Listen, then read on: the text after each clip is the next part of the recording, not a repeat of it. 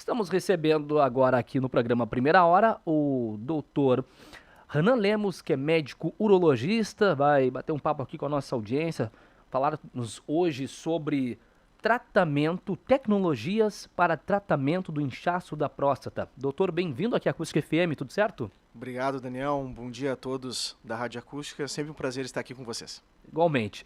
Doutor, antes da gente iniciar pelas tecnologias, né, enfim, para o tratamento, a gente poderia falar rapidamente, né, trazer uma conceitualização sobre o inchaço da próstata, Isso. como a ocorrência dela. Aham. Então, o nome técnico, né, a gente chama de hiperplasia prostática benigna, HPB seria a sigla, né, mas o termo comum que a gente chama de inchaço de próstata, né. Então, é uma doença muito comum nos homens, né, então a gente sabe que a partir dos 50 anos, praticamente metade dos homens já vão ter um grau de inchaço de próstata, e aos 70 anos, praticamente 70% dos homens já têm algum grau de aumento prostático, né. É uma doença benigna, tá? Que tem muita relação com a idade, né? Então, quanto maior a idade, maior a chance do aumento. Tem a ver com a questão hormonal, né? Então, eu sempre faço essa comparação. Então, basta tu ter testosterona, né, para tu poder ter crescimento prostático, tá? Então, praticamente todos os homens têm testosterona, né? E só vai ter um declínio lá pelos 70 e 75 anos, né? E a grande questão, né, Daniel, é que o inchaço de próstata, ele obstrui o canal da urina, né? Então, geralmente vai trazer sintomas urinários para esse paciente, né? Jato fraco, sensação de não esvaziar a bexiga, dor, ardência ao urinar, né? E isso vai piorando ao longo do tempo, né? Bom, e aí a gente tem as tecnologias que estão disponíveis, né, justamente para fazer esse enfrentamento, né? Exato. Né? Então a gente sabe que, de uma forma geral, o primeiro tratamento geralmente é medicamentoso, né? A gente vai iniciar com alguns tratamentos que são das classes do alfa-bloqueador e da 5-alfa-redutase, né? O pessoal conhece muito bem já os remédios que se usa para essa situação. Porém, em boa parte desses pacientes, os medicamentos não vão ser efetivos ou vão trazer efeitos colaterais, né? E esses efeitos colaterais acabam contribuindo, né, para uma queda, né, e uma suspensão dos medicamentos com a piora dos sintomas. Então, invariavelmente, uma boa parcela desses pacientes vão acabar necessitando de cirurgia, tá? Algumas situações também, mesmo com medicamento, a gente se indica cirurgia, né? Então, por exemplo, sangramento urinário recorrente, infecção urinária também recorrente, pacientes com cálculos dentro da bexiga, ou a própria decisão mesmo do paciente, né? Olha, doutor, eu não quero tomar remédio. Tem um tratamento que é definitivo? Tem a cirurgia. E aí entra essa questão das tecnologias, Daniel, que eu vim falar um pouquinho mais, tá? Antigamente, vamos botar aí, até uns 20 anos atrás, a gente tinha praticamente dois procedimentos, tá? Uma para próstata menores e outras para próstatas maiores, né? Para próstatas menores era a ressecção da próstata, que a gente chama de RTU, tá? Que é feita pelo canal da urina, e para próstatas maiores se fazia a cirurgia aberta tradicional, que é a prostatectomia aberta, tá?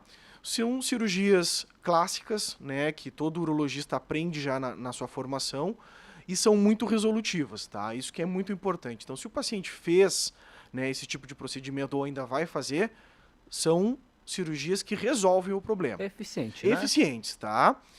A grande questão é que nesse mundo atual que a gente tem hoje, a gente necessita, às vezes, por exemplo, técnicas melhores, com menos risco de sangramento, com menos tempo de internação e que devolva, né, o paciente, por exemplo, para o mercado de trabalho com mais brevidade, né? Então a gente sabe que essas cirurgias, por exemplo, a tradicional do corte, o paciente precisa às vezes ficar 30, 40 dias sem trabalhar, E essas né? novas diminuem esse E tempo, né? essas novas conseguem diminuir o tempo, porque praticamente todas elas são feitas pelo canal, tá? Então o que era o nosso grande problema antes? As próstatas maiores do que 60, 70 gramas, a gente não poderia fazer a ressecção, que é aquela por dentro do canal. Porque tu teria uma baixa eficiência, tu teria um sangramento maior e às vezes tu teria que em 3, 4 anos reintervir nesse paciente, né? Então essas tecnologias vieram para tu fazer a cirurgia pelo canal para próstatas maiores, tá? Então às vezes próstatas 80, 90, 100, 120 gramas, que antes a gente só tinha esse procedimento aberto, a gente consegue fazer pelo canal, tá? Que são as cirurgias a laser, certo? Então tu consegue fazer pelo canal, né? Por exemplo, às vezes tu precisava ficar 3, 4 dias baixado, tu fica apenas um, né? Antes tu tinha que ficar 7 a 10 dias de sonda após a cirurgia para cicatrizar, aí tu fica só 24 horas e tem essa rápida volta ao trabalho. Chama tá? atenção, né? Pela rapidez, né? Sim, sim. Então, assim, são tecnologias novas, né? Os urologistas precisam fazer vamos dizer assim, um curso pós, né? Porque não tem na formação habitual. Então a gente faz como se fosse uma pós-graduação, né? Um treinamento nessas tecnologias para a gente poder fazer, tá? O que a gente tem para comentar? Uma outra situação, pacientes que usavam AS ou anticoagulante, ou seja, medicações que afinavam o sangue. A gente sabe que a próstata é um órgão que sangra muito. Então, geralmente, os pacientes cardíacos, né, ou com histórico de embolia, que usam esses medicamentos e tinham problemas prostáticos, eles ficavam fadados a usar sonda, porque eles não podiam operar. Tá? E essa tecnologia, né, principalmente os lasers, eles conseguem, além de cortar a próstata, ele consegue já coagular. Tá? Então é autorizado, é liberado aos pacientes que usam anticoagulante, usam AS ou clopidogrel, a fazer as cirurgias da próstata. Tá? Então, por exemplo, pega aquele paciente infartado, que usa 2 remédios para afinar o sangue e está com problema prostático, ele pode operar. Claro, desde que o cardiologista autorize e dê o ok que o coração esteja bem. Antes o problema era o uso do medicamento, agora já não é mais. Tá? E uma outra situação também que a gente tinha impossibilidade era aquele paciente que precisava de anestesia para fazer o procedimento. Então, por exemplo, um paciente que tem enfisema gravíssimo, ele não poderia fazer uma anestesia para fazer cirurgia de próstata. E agora a gente tem procedimentos com anestesia local, tá? Que também consegue desobstruir a próstata. Então, vamos botar aí que há uns 15, 20 anos atrás a gente tinha 2 procedimentos. Já ampliou, né? Hoje nós temos 8 procedimentos, tá? E aí a decisão vai ser definida junto do paciente, junto do médico, junto da tecnologia que a gente possui e dessas características, do tamanho da próstata, do uso de medicamentos, se ele tem possibilidade de fazer uma anestesia geral, se ele não pode fazer uma anestesia, né? Se ele precisa ficar baixado mais tempo, se ele precisa de UTI. Então, todas essas características a gente vai unir, né, e definir a melhor opção para o paciente. Tem alguma especificação em doença que não permita que o paciente faça esse tipo de cirurgia ou isso basicamente vai depender muito de alguma situação muito adversa, por exemplo, seja, sei lá, uma situação de diabetes ou outro tipo de doença? Olha, Daniel, antes a gente tinha, vamos dizer assim, impossibilidades de 100%. Hoje a gente não tem. Tá? Hoje dá para ser discutido, dá para ser conversado. Algumas doenças realmente elas podem prejudicar a cirurgia. Por exemplo, como tu falou, a diabetes, né? Se tu tem uma diabetes descontrolada, qualquer procedimento que tu vai fazer, tu vai ter prejuízo, por causa da cicatrização e do risco de infecção. Mas aí a gente vai tentar controlar a diabetes antes. O nosso grande problema é que esses medicamentos anticoagulantes, eles impossibilitavam 100% os tratamentos. E a questão da anestesia, porque todas elas necessitavam de algum grau de anestesia. Então, aquele paciente, por exemplo, que tinha uma estenose de aorta grave ou um enfisema pulmonar grave, ele não poderia fazer nenhum tipo de anestesia. E agora a gente tem procedimentos, né, que conseguem desobstruir o inchaço de próstata sem precisar de anestesia. E o que a gente tem visto, né, Daniel? Aquele paciente, ele já chega estudado no consultório. Doutor, eu li na internet e eu sei que tem um procedimento que, para o meu caso, talvez seja melhor. E aí ele vai te dizer, olha, eu li sobre o laser verde. Posso fazer? Pode fazer. É bom para o meu caso? Não. Aí a gente vai discutir, a tua próstata é muito grande, o laser verde é bom para próstatas de até 80 gramas. Dá para fazer, mas não vai ser tão efetiva. Então, quem sabe, vamos fazer o ROLEP, que já pega próstatas maiores. E aí nós vamos conversando e vamos discutindo. Então, como essas tecnologias vêm se difundindo, né? Por exemplo, até um tempo atrás a gente não tinha no nosso estado.